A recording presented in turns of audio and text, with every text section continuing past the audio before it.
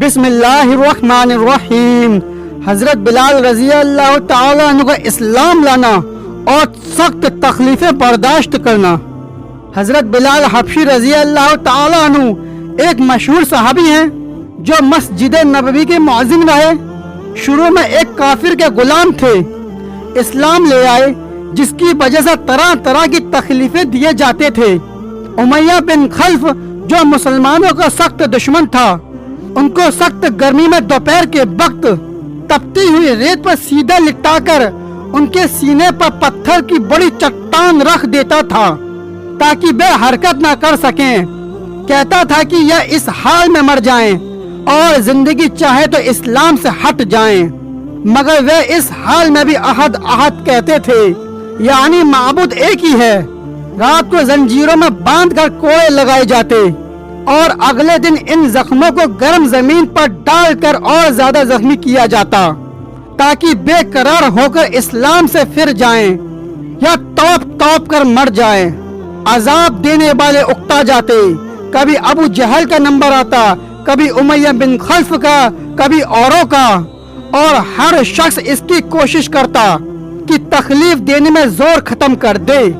حضرت ابو بکر صدیق رضی اللہ تعالیٰ عنہ نے اس حالت میں دیکھا تو ان کو خرید کر آزاد فرمایا۔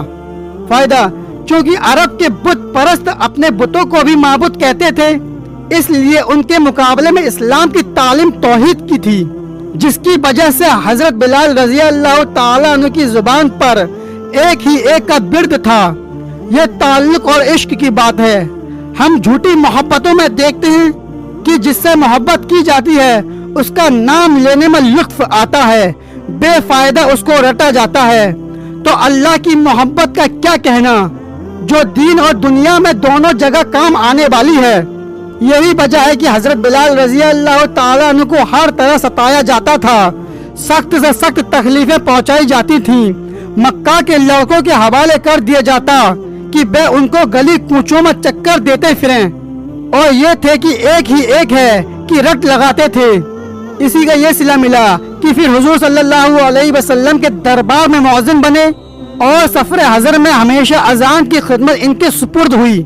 حضور صلی اللہ علیہ وسلم کے وصال کے بعد مدینہ طیبہ میں رہنا اور حضور صلی اللہ علیہ وسلم کی خالی جگہ دیکھنا مشکل ہو گیا، اس لیے ارادہ کیا کہ اپنی زندگی کے جتنے دن ہیں جہاد میں گزار دوں۔ اس لیے جہاد میں شرکت کی نیت سے چل دیے۔ ایک عرصے تک مدینہ منورہ لوٹ کر نہیں آئے۔ ایک مرتبہ حضور صلی اللہ علیہ وسلم کے خواب میں زیارت کی۔ حضور صلی اللہ علیہ وسلم نے فرمایا، بلال یہ کیا ظلم ہے، ہمارے پاس کبھی نہیں آتے؟ تو آنکھ کھلنے پر مدینہ طیبہ حاضر ہوئے۔ حضرت حسن و حسین رضی اللہ تعالیٰ عنہ نے اذان کی فرمائش کی۔ لاڈلوں کی درخواست ایسی نہیں تھی کہ انکار کی گنجائش ہوتی۔ اذان کہنا شروع کی اور مدینے میں حضور صلی اللہ علیہ وسلم کے زمانے کی اذان کانوں میں پڑھ کر کوہرام مچ گیا۔ عورتیں تک روتی ہوئی گھر سے نکل پڑی۔ چند روز قیام کے بعد واپس ہوئے اور سن 20 ہجری کے قریب دمشق میں وصال ہوا۔